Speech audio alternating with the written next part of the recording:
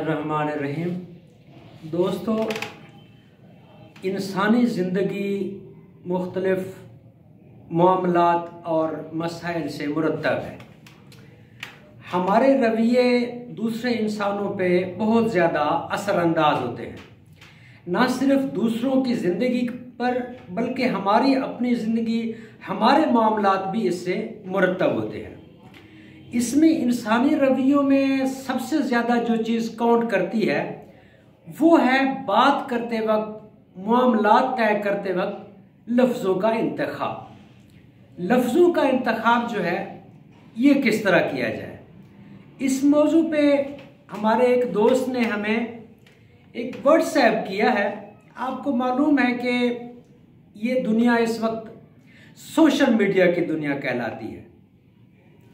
Twitter, WhatsApp, Facebook, YouTube, Instagram और दूसरी बहुत सारी ऐप्स पे बहुत खूबसूरत बातें पढ़ने को, सुनने को मिलती हैं हमें। एक हमारे दोस्त ने हमें व्हाट्सएप किया है, लफ्ज़ों के इंतखाब की तरफ हमारी तवज्जो दिलाई है।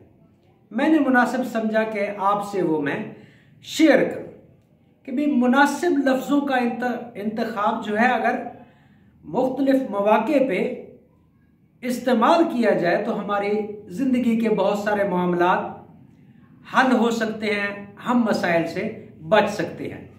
मसलन वो कहते हैं, एक लफ्ज़ इस्तेमाल करते हैं, किसी को हम कहते हैं खाना खा लो। अगर इसकी जगह हम उसको कहें भी खाना खा लीजिए, खूबसूरत बात होगी। इसी तरह मेरा ये फैसला है कि बजाय हम ये कहें कि मेरी ये राय है, और मैं ये कह रहा हूं कि बजाय कह दें कि मैं ये अर्ज कर रहा हूं, ये अर्ज कर रहा था, मुझे तुमसे कुछ काम है की जगह हम ये कहें कि मुझे आपसे कुछ काम है।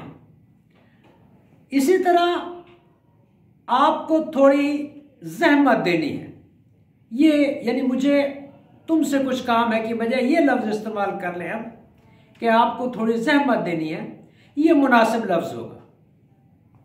इसी तरह लफ्ज़ हम किसी को अंधा या अंधे कहने के बजाय नाबीना का लफ्ज़ अगर हम इस्तेमाल कर लें तो वो ज़्यादा बेहतर और मुनासिब होगा।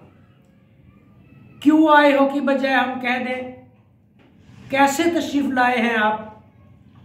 इसी तरह मुसीबत में पड़ गया के बजाय कुछ आजमाइश आ गई है, आप गलत कह रहे हैं, इसकी जगह हम कह दें कि भाई मेरी नाक़ुस राय ये है।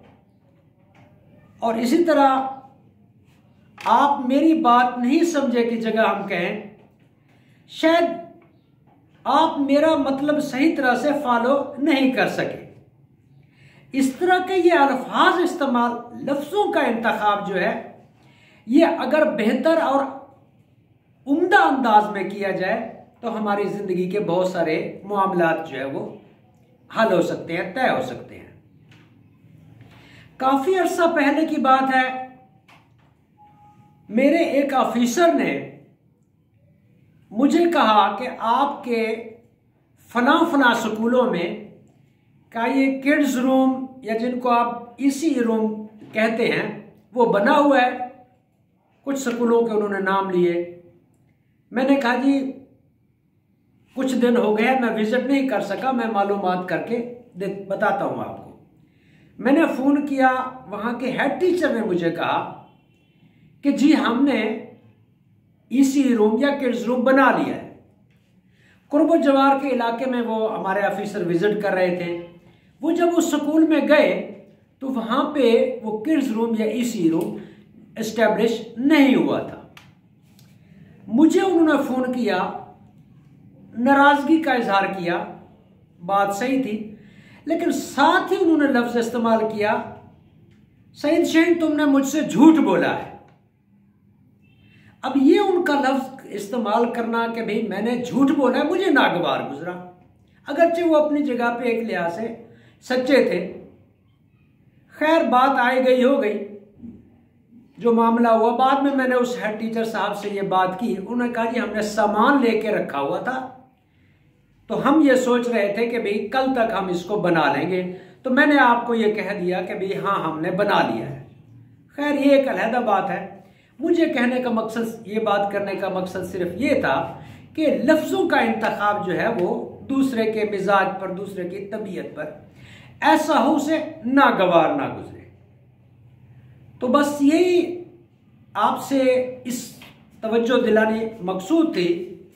एक बहुत खूबसूरत शेर है, वो एक बात बहुत तलख कही थी उसने, बात तो याद नहीं याद है लहजा उसका। ये लहजे असरअंदाज होते हैं। लफ्ज़ों के इस्तेमाल और रवैयों में एहतियात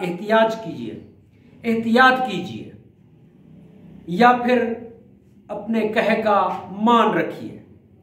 ना जाने या अनजाने में ऐसा ना हो कि आपके लफ्ज़ों से किसी का दिल दुख जाए, और ना ही किसी का भरोसा बनने के बाद उसका मान तोड़िए। इसलिए कहावत है कि पहले तोलो फिर बोलो, यानी एक चुप 100 सुख। अल्फाज की अपनी ही एक दुनिया होती है। हर लफ्ज़ अपनी जिम्मेदारी निभाता है। कुछ लफ्ज़ हुकूमत करते हैं और कुछ गुलामी। कुछ लफ्ज़ हिफाजत करते हैं और कुछ वार करते हैं। लफ्ज़ सिर्फ मानी नहीं रखते, बल्कि ये दांत भी रखते हैं जो काट लेते हैं। ये हाथ भी रखते हैं जो गिरेबान फाड़ देते हैं। ये पांव रखते हैं जो ठोकर लगाते हैं। और इन लफ्ज़ों के हाथों में लहजे का असलहा होता है। ये वो असला है जो वजूद को छलनी कर देता है। गोया लफ्ज़ों के इस्तेमाल से पहले सोच लें कि ये किसी के वजूद को समेटेंगे या उसे किरची बिखेर देंगे, क्योंकि ये तुम्हारी अदायगी के गुलाम होते हैं और तुम इनके बादशाह। और बादशाह अपनी रियाया का जिम्मेदार होता है, और अपने से बड़े बादशाह को जवाबदेह होना पड़ता है। तालीम याफ्ता और तहजीब याफ्ता कहलाने का हकदार सिर्फ वही शख्स है जिसे लफ्ज़ों के इस्तेमाल पर दस्तरस हासिल है कि कौन सा लफ्ज़ कहाँ बोलना है, किस जगह बोलना है, किस तरह बोलना है। शुक्रिया।